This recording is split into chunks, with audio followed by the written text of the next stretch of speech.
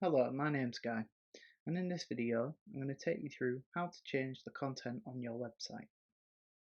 The first thing you want to do is make sure that your website is in Divi Builder mode. So you want to click the button at the top where it says Enable Visual Builder. When you click that,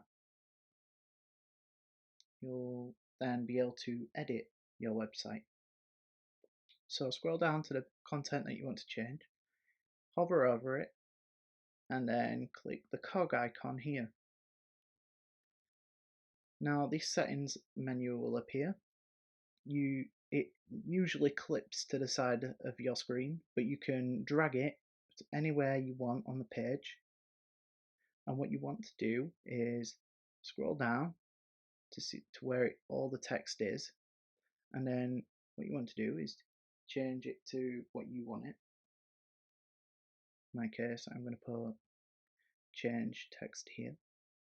And then what you want to do is click the tick icon, and then what you want to do is click the three buttons at the bottom where the purple button is, and then in the bottom right corner click save.